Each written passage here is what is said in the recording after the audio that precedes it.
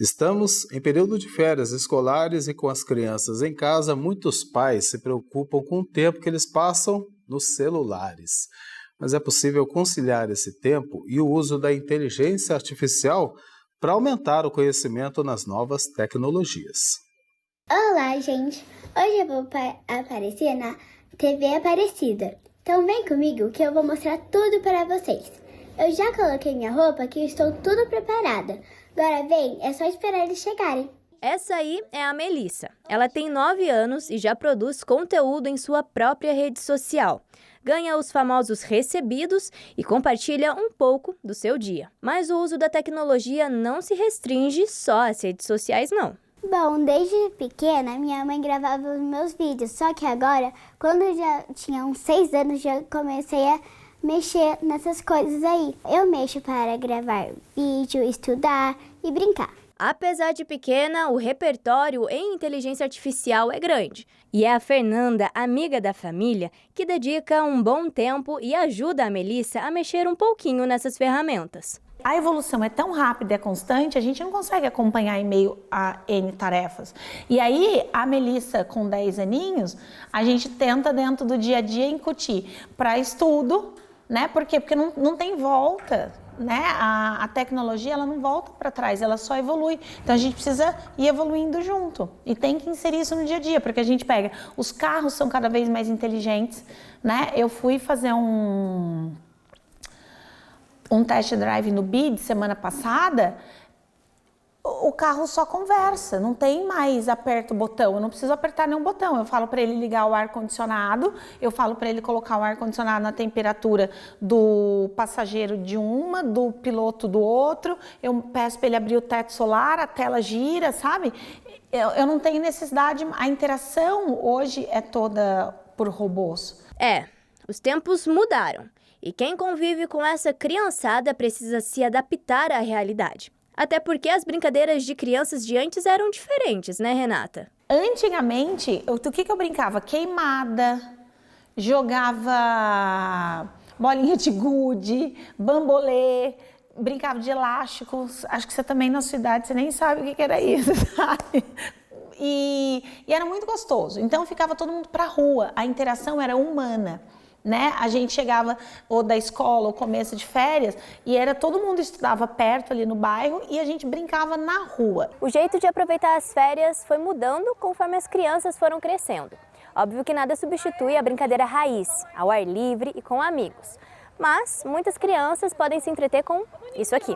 Até porque são infinitas as possibilidades de brincadeira online. Uma pesquisa publicada este ano mostra que em uma década os pequenos passaram a ter mais posse do celular. 1 em cada 3 crianças com idade entre 6 e 8 anos, por exemplo, tem seu próprio celular, segundo o estudo. Quando a gente fala de uma criança que está ali na sua fase de formação ainda, aprendendo o básico, aprendendo os contextos, né, tudo em volta do mundo ali em volta de si, você evitar essa criação de dependência, ela é muito importante, né? Então, de ter essa conversa com as crianças para realmente deixar muito claro que a inteligência artificial ela é uma ferramenta. Ela é uma ferramenta como um computador, como a internet, como a rede social. Essa criança precisa entender como ela deve usar a inteligência artificial. E eu gosto muito de falar, né, sobre a terceirização, né? O que a gente deve estar ensinando as crianças e preparando essas crianças para o mundo da inteligência artificial é evitar que as crianças, os jovens, terceirizem a sua criatividade, o seu pensamento crítico, o seu conhecimento no caso, para a inteligência artificial. E que seja ao contrário, né? Use a inteligência artificial para amplificar a sua criatividade, o seu conhecimento e não criar essa dependência. E não dá para virar as costas para a tecnologia, fingir que ela não existe ou achar que ela não traz benefícios. Por isso, escolas voltadas para este segmento são referências até nas férias. No caso, a nossa colônia de férias, né, a gente visa, assim, lógico, a diversão, porque eles estão em férias, né, eles precisam ter esse momento de recreações e tudo mais, só que a gente sempre traz as nossas recreações e os nossos cursos de uma maneira que a criança vai sair dali com algum conhecimento, né?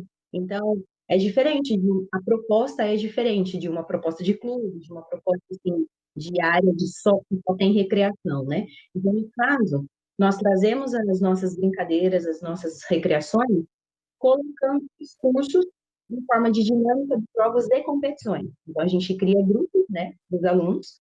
Então, esses grupos, eles têm que produzir para a gente, por exemplo, um jogo, ou eles têm que produzir algum aplicativo.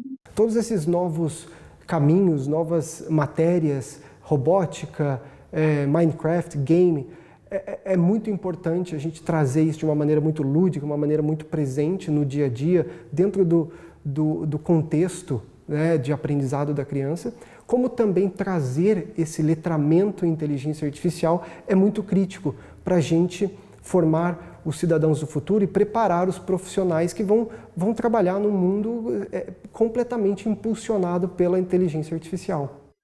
As férias escolares são sinônimos de casa cheia e muita energia das crianças, né? Mas junto com a diversão, é preciso redobrar a atenção com a segurança dos pequenos. A gente conversa agora aqui no nosso TJ com o Diego Franco, que é o primeiro-tenente do Corpo de Bombeiros, que traz orientações importantes para evitar acidentes em casa. Tenente, seja muito bem-vindo aqui ao TJ. Uma boa tarde. Boa tarde a todos os telespectadores. Realmente, esse período de férias agora é o momento em que as crianças permanecem mais tempo em casa, né? E aí, com isso, normalmente os acidentes domésticos tendem a aumentar bastante.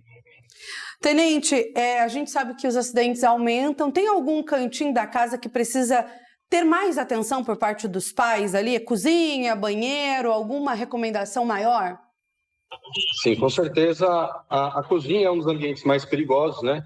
Então, tudo que for um forno quente, um fogão ligado, um cabo de panela para fora do fogão, tudo isso representa um risco para a criança, né?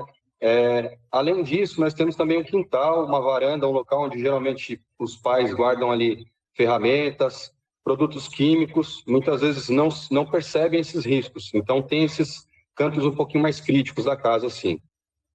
É interessante, né, Tenente? Porque qualquer coisa que a gente pensa que é inofensivo para a gente, para as crianças representa um perigo. E aqui eu cito, o balde com água, a tomada podem ser um perigo muito grande para a criança, né, se tiver o contato e o que fazer com esses objetos. Agora, o que mais oferece risco sem que nós adultos a gente consiga perceber o perigo que tem ali? Olha, muitas vezes, além do balde, o balde que pode causar ali um afogamento em uma criança menor, realmente, né? Uma tomada desprotegida, um fio desencapado, um fio solto, que muitas vezes está ali para arrumar, né? E acaba demorando um tempinho para arrumar, acaba se tornando parte do cenário, o pessoal já se acostuma e esquece um pouquinho que essas coisas vão oferecendo riscos para crianças menores. Além disso, nós temos também na casa alguns cantos vivos, que nós chamamos, né? Quinas duras de móveis, de parede, brinquedos com peças pequenas para crianças menores, tudo isso representa um perigo no que se refere às crianças, permanência das crianças em casa, né? Esses tempos em que as crianças permanecem nas férias muito ativas, querendo gastar energia, muito curiosas, é um período e um ambiente propício para acontecer acidentes. Tenente, as crianças já estão em casa, né? Qual é a dica prática para o dia a dia o senhor pode passar para os nossos telespectadores? Sim, olha, dicas básicas, né? Acabamos de falar das tomadas, procurar usar os protetores de tomadas, são protetores simples que tampam ali a entrada da conexão da tomada, do plug macho, né? Guardar medicamentos, principalmente, que fiquem longe do acesso de crianças, alguns medicamentos que são... todos os medicamentos, né, que são de uso controlado, inclusive, evitar que ela fique na altura em que a criança consiga alcançar, guarde em locais altos. Quando for cozinhar uma comida ali no fogão, deixa a panela com o cabo virado para dentro do fogão, não deixar com o cabo para fora. É muito comum a criança curiosa ir ali, puxar, de repente tem uma panela com água fervente, pode acontecer um acidente grave. Janelas, quem mora em condomínio, edifícios, prédios, né?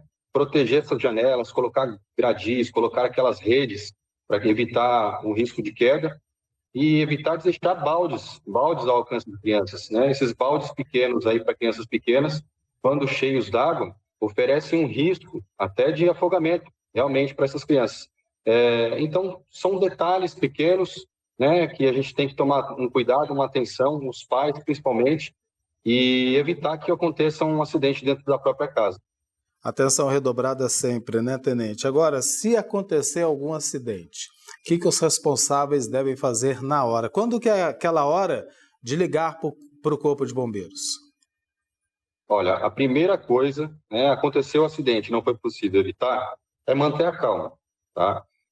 Faz o acionamento para o Corpo de Bombeiros, via telefone 193, vai passar todos os dados para o atendente do Corpo de Bombeiros vai perguntar o que aconteceu, procura passar o mais detalhadamente possível, por exemplo, se foi uma queimadura, se foi uma ingestão de algum produto químico, algum produto de limpeza, tenta ler o rótulo lá e mostrar qual que é o produto, né, e explicar para o atendente, passa o endereço com calma, passa um ponto de referência e fica atento às informações que o atendente do Corpo de Bombeiros passar. Muitas vezes, em um caso de engasgamento, o bombeiro, o atendente, ele pode, inclusive, orientar essa pessoa ali em tempo real a realizar o desengasgamento dessa criança, desse bebê, no caso. Em muitos casos, nós temos gravações do nosso centro de operações em que o atendente fez remotamente a orientação para o solicitante e conseguiram desengasgar a criança antes da chegada da viatura. Então, mantenham a calma, passem todos os dados necessários ali que o atendente for pedindo. Fiquem tranquilos, porque enquanto ele conversa com vocês, ele já despachou a viatura para o local da ocorrência e aguardem as orientações do atendente. Tenente, muito obrigado pela participação aqui no TJ, pela disponibilidade nessa tarde, viu?